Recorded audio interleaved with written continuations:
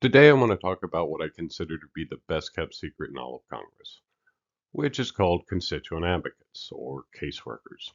This is honestly the best job I ever had, both in the House and the Senate.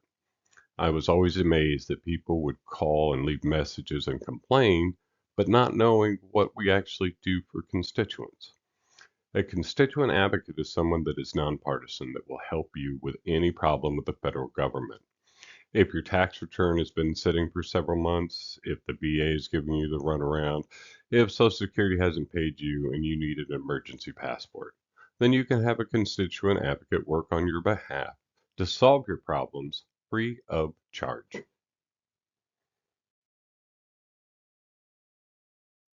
Here's how this works. You will need to contact one of your two senators or your representative. So only contact one of these. The reason is the squeaky wheel doesn't get the grease. It actually slows things down. Two heads are truly not better than one. Also, you cannot live in Ohio and then want to use a senator from California. It has to be in the state in which you live. Contact only one of these, please. Okay, so I recommend that you go through the Senate instead of the House. The reason I say that is because the Senate has a much bigger staff, which means they have more advocates to help. When I was in the Senate, I had a few agencies to work with. When I moved to the House, I had every single agency to work with. And then also, due to the Privacy Release Act of 1974, you were required to fill out and sign what is called a privacy release form, which you can do in person at their office. You can have them email you the form and then you send it back, or mailing it directly to their office. If you have any correspondence from an agency or have additional information, please make sure you provide all that information as well. What the advocate can do. They will submit an inquiry on your behalf, and it becomes what's known as congressional interest. This means you will move up in the line and now take priority over those that chose to try to work this out on their own. They will communicate with the agency so you don't have to. They will request information, ask for status reports, guide you through any processes, and help you obtain information. They mostly win these cases. What an advocate cannot do. They cannot force an agency to overturn a decision. They cannot give legal assistance or recommend attorneys. They cannot overturn or influence any matters involving private business, and they cannot get involved with state or local issues. So I'm going to tell you one of my favorite stories. My boss sends me a voicemail where a guy says, and I quote, "I need help with the Department of Fish and Wildlife." So I'm thinking this guy wants to hunt something or shoot something. So I call him. He says, "A long time ago, I bid on and won a tiger skin and a lion skin from a park in the state of Washington." He owned a store and he took those skins back to his store so other people could see them and touch them. Then in 1982, the Department of Fish and Wildlife came into his business and they took them because of the Endangered Species Act. He called his senator, who passed it on to a caseworker to get the man help. The Senate office then sent him a letter stating that they would return the skins, and somebody from the agency would send him a letter telling him what he could and could not do with those skins. Like most people, he got very busy.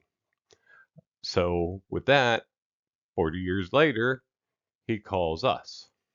And I will never forget what he said to me next, which was, "I'm not going to be on this side of the grass much longer. And I want my children to have these items and make sure they knew what they could and couldn't do with them."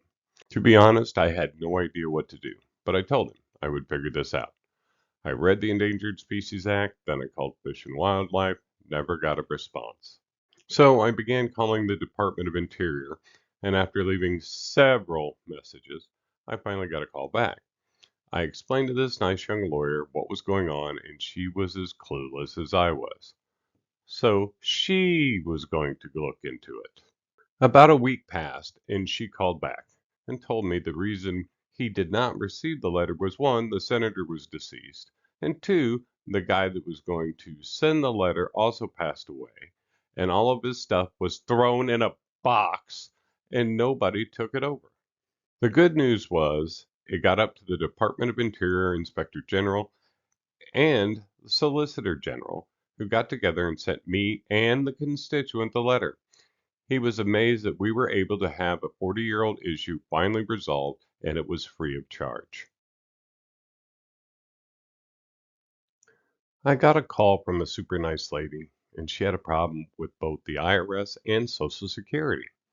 According to her, the SSA had flagged her in the system stating that she double filed her income taxes in 1972, and she could not receive her Social Security nor her Medicare as she was retiring. So I called the IRS to see what they had. I also called the SSA to see what they had. So I let them try to figure this out. A while later, a friend of mine at the IRS called me and admitted they could not go that far back on taxes. They tried working with the SSA, but they wouldn't do anything about it. So I started in on the SSA. They did not like me at all. So I went over their heads. I found an executive level guy who worked with me and the IRS, where he used his power and cleared her since the IRS had no records, and he even gave her back money that she was owed while dealing with this fiasco. The reason I'm telling you this is because people working on these problems go out of their way to help people. While you may not have a problem with the government today, you might in the future. Or you may know someone else that is in a bind with the government. Please remember how this works. If you do not know who your senator or representatives are, it is easy. Go to www.senate.gov and www.house.gov. Navigate through the information. You will more than likely have to put in your address, including zip code, on the House side. On the Senate side, you only need to find it by state. If you want to submit it online, then go to the member's website, look for a tab that says Help with a Federal Agency. Sometimes you can find it easily.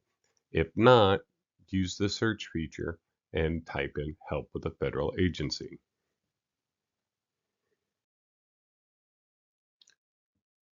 A constituent advocate caseworker is why I call this the best kept secret in Congress. You don't have to fight the IRS, the VA, the SSA, or the passport agency alone. Constituent advocates are sitting here literally waiting for your call. If this helped you, please hit the like button and share with others that need help. If you want to go ahead and subscribe to see my next videos, the next one up is absolutely crazy to say the least. I'm also here if you have questions about Constituent Advocate. Feel free to drop me a line in the comments and I will help in any way I can. Thanks for watching.